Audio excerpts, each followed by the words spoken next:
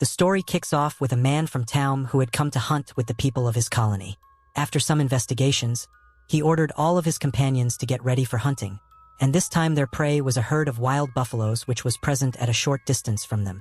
Then Taum slowly started moving towards them, and all the people of Taum attacked those wild buffaloes together, but those wild buffaloes were not going to lose so easily. They also started moving the men to defend themselves.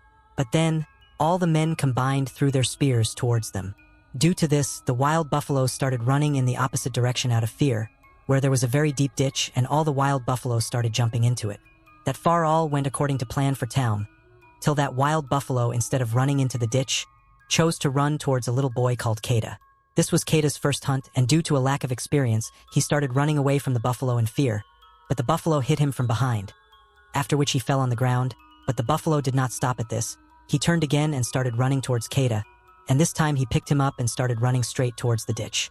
Tav attacked the wild buffalo from behind, but even when it was hit in the stomach by a spear, the wild buffalo jumped straight into the ditch. To save Kata, Tav and his companions instantly ran towards the ditch. When they reached there, they saw Kata was hanging onto a stone. He could not hold onto the stone for long and soon fell due to losing grip, but fortunately, Kata didn't fall straight into the ditch. Rather, he felt unconscious after falling on a big rock. Kata was Tav's son, and that is why Tav wanted to go down and save Kata, but his companions stopped him from doing so. By that time, it was too late to expect his son to have survived, but Tov still believed that his son might survive, so sitting there, he was continually calling Kata, and by being the head of a village, he could not stay there for longer because they had to reach the village with food before it snowed. So, the next morning, Tov with a heavy heart decided to leave after performing the last rites for Kata, who was lying there and had not regained consciousness. Now, after a while, an eagle saw him, and seeing such good food in front of him, it immediately reached Kata. But as soon as it moved forward to eat Kata, it immediately regained consciousness, and in one go, it caught the eagle and pushed it away from itself. Then Kata saw himself on that rock, and he became very scared. Loudly, he started shouting the name of Tov for help, but soon he realized that no one was there to save his life. But Kata also thought that he would not die so easily, so he decided to hang down.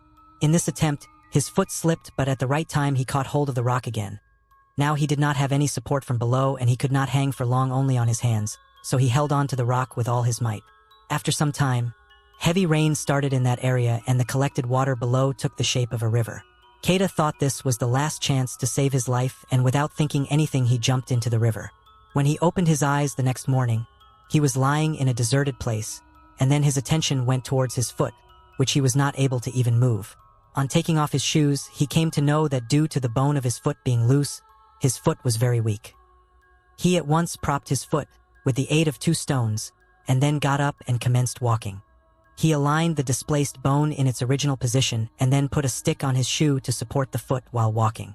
Kata wanted to go to his friends, so he decided to go to the top of the hill where he saw the stones that Tov had used for his worship.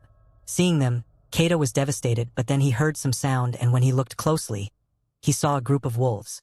On seeing them, Kata started running at full speed, but he could not run faster than the wolves.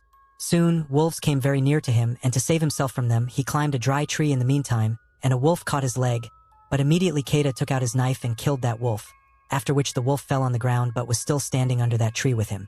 So Kata kept standing on the same tree till they left. However, he decided to stay there, after which he had to spend the whole night on the same tree, and when he woke up the following morning, he saw that wolves had left their wounded companion there. Kata first tied his knife to a piece of wood and made a weapon for himself, after which he went to kill the wounded wolf, but seeing him in such a wounded condition, Kata's heart melted, and he decided to spare the wolf's life. After this, for his safety, he first tied the wolf's mouth with the help of a rope and then lifted him on his shoulder and went towards a cave where they somehow spent the night. The next morning, Kata was plucking some herbs and applying them to his wound when suddenly the wolf opened the rope tied to his mouth. Seeing this, too, Kata kept himself calm and after some time tried giving water to the wolf. The wolf was scaring Kata by showing his teeth, but Kata kept himself calm and tried to give him water. Seeing this, the wolf also calmed down, after which he drank the water given by Kata. Kata was extremely glad to see this. In due time, he too pulled out the insects stuck in the wolf's wound and gave them to the wolf to eat. But he knew that they needed to hunt to stay alive, and to fulfill this need, he hunted a rabbit the next day and brought it home. While he was trying to light a fire to cook it, the wolf came forward and tried to snatch the rabbit from him. But Kata knew to keep himself more alert to control the wolf. To show his strength, He immediately scared the wolf and pushed him backward, and to show his strength, he started chewing the rabbit that was lying on the ground with his teeth. Seeing this, the wolf quietly sat at his place. That night, Keda ate food after many days, and on the other side, the wolf was sitting quietly and watching Keda. After some time, Keda gave him food too, but he told the wolf that he needed Keda's permission to eat. Resting for the next few days, Keda decided to go back to his home before the snow fell, but he could not take the wolf with him. That is why he asked the wolf to find his family. But the wolf was not ready to move from there. That is why Keda decided to leave him there and go home alone. But the moment he came out, the wolf started following him slowly. After walking like this for some time, Keda stopped. Later, Keda got worried and threw a stick towards the wolf to scare him away. But instead of running away, the wolf picked up the stick and started running ahead of Keda. Before Keda could understand anything, his eyes fell on some wild boars standing nearby. On seeing them, the wolf ran towards them at full speed. On the other hand, Keda was standing with his spear out of fear. As soon as the wild boar ran towards Keda to escape from the wolf, Keda kept watching silently instead of killing him. Due to this, the boar managed to run away. Seeing this, the wolf was very disappointed because due to Keda's mistake, now both of them would not get food. But after some time, they both compromised, and Keda named the wolf Alpha. In the next few days, with the help of Alpha, Keda learned to hunt very well, and now slowly both of them started understanding each other very well. Alpha even used to sleep with Keda at night to keep him warm. Keda was also enjoying everything. But after a few days, the whole area was covered with a white sheet of snow as soon as winter arrived. But Keda and Alpha were somehow moving ahead hunting for themselves. But one day, because of the break in the ice under his feet, Keda fell straight into the water, and now he was unable to find a way to come up. Alpha also was trying to break the ice with his weight, but his weight was not enough to break the ice. After trying for some time, Keda finally made a way for himself with the help of his knife, after which he somehow came up with the help of Alpha.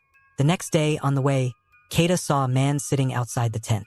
On seeing him, he jumped with joy, but as soon as he reached that man, he saw that the man had already frozen to death. After this, they went inside the tent and tried to find food, but to no avail. Keda was very disappointed to see this, but he wanted to meet his family at any cost, so both of them started their journey once again. After a while, they saw a snowstorm coming from the front, and to make things more difficult, they saw that some hunting dogs were also following them. Keda used his brain and started running towards a cave with Alpha. Despite the storm coming from the front and the dogs coming from behind, they reached inside the caveat at the right time. As soon as they reached inside, Keda and Alpha were standing ready to welcome those dogs. After waiting for a while, they understood that the dogs must have got trapped in the storm. Now he felt that the danger was over, but Alpha was standing to attack, his face towards the wall, and after a few seconds, a black leopard appeared in front of them. The leopard, upon seeing Keda, leaped on him, but to save Keda, Alpha came in front of the leopard, after which a fight started between them. At first, Keda was very scared, but he knew that without killing the leopard, it would be impossible for Alpha to survive. So, gathering all his courage, he shot an arrow toward the leopard, which hit the leopard and it fell to the ground. As soon as the leopard fell, Keda called out to Alpha, who was lying next to the leopard. After a while, Alpha managed to free himself from the leopard's grip on Keda's repeated calls. He ran towards Keda but fell due to his wounds. Keda knew that Alpha had saved his life many times. That is why he wanted to take Alpha home with him at any cost. The next morning, both of them started walking back toward their destination. After a few hours, they found a stone on which Keda's settlement mark was made, which meant that they were now a little far from home. Now slowly due to his wound, Alpha's steps were getting weak, and after a while he lay down. Keda wanted Alpha to reach home with him somehow, but seeing Alpha's face he understood that now Alpha could not walk on his feet. He was not going to give up so easily, that is why he decided to move forward by carrying Alpha in his hands. After which they kept walking like this the whole night, and the next day also they crossed many mountains relying on their courage, and finally reaching a place Keda saw his settlement. He took Alpha in his hands and went straight to that settlement where he fell as soon as he reached. Tove was very surprised to see Keda alive in front of him, and he immediately caught his son. Then Keda's mother also reached there, and Keda gave up hope of seeing his son again. Keda also became very happy to see his parents, but later on, asked his father to save Alpha at any cost and fainted, and when he opened his eyes, he came to know that Alpha had given birth to many children, which means Alpha was a pregnant female wolf throughout her journey, but despite this, she completely supported Keda. Knowing this, Keda's love for Alpha increases even more. If you liked the video, then like it and subscribe to the channel. See you in the next video.